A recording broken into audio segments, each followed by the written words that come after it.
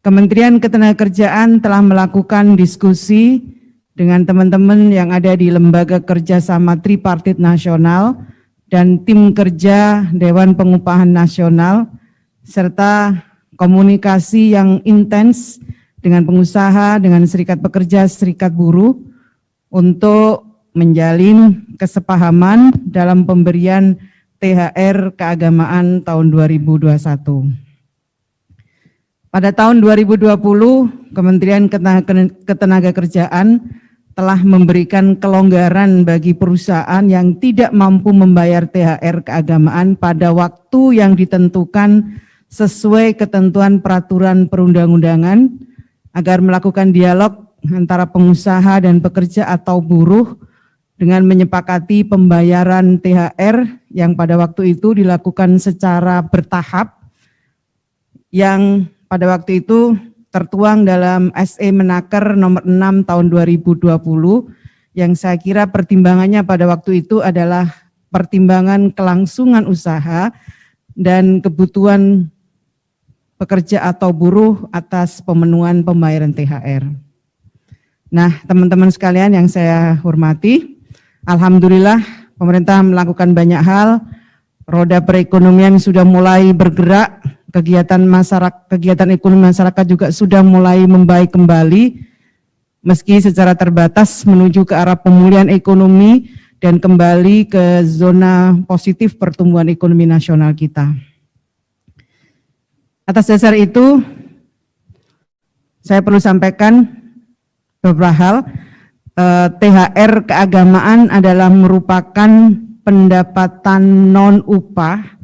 yang wajib dibayarkan oleh pengusaha kepada pekerja atau buruh paling lama 7 hari sebelum hari raya keagamaan tersebut tiba. Kami mohon kerjasama kepada para kepala daerah untuk memastikan perusahaan membayar THR keagamaan kepada pekerja atau buruh sesuai ketentuan peraturan perundang-undangan, dan mewajibkan bagi pengusaha yang tidak mampu membayar THR agar melakukan dialog dengan pekerja atau buruh untuk mencapai kesepakatan yang dilaksanakan secara kekeluargaan disertai iktikat baik. Kesepakatan dibuat secara tertulis mengenai waktu pembayaran THR keagamaan dengan syarat paling lambat dibayar sebelum hari raya keagamaan tahun 2021 pekerja atau buruh yang berdasarkan laporan keuangan internal perusahaan yang transparan. Kesepakatan ini tidak menghilangkan kewajiban pengusaha untuk membayar THR keagamaan tahun 2021 kepada pekerja atau buruh dengan besaran sesuai ketentuan peraturan perundang-undangan, dan selanjutnya hasil dari kesepakatan dilaporkan kepada Dinas Ketenagakerjaan setempat. Yang selanjutnya dalam rangka memberikan kepastian hukum dan mengantisipasi timbulnya keluhan dan pelaksanaan koordinasi yang efektif antara pemerintah pusat dan pemerintah daerah, maka diminta kepada kepala daerah untuk menegakkan hukum sesuai kewenangannya terhadap pelanggaran pemberian THR keagamaan tahun 2021 dengan memperhatikan rekomendasi hasil pemeriksaan pengawas ketenagakerjaan dan melaporkan kepada Kementerian Ketenagakerjaan. Saat ini Kementerian telah membentuk Satuan Tugas Pelayanan Konsultasi dan Penegakan Hukum Pelaksanaan Pembayaran THR tahun 2021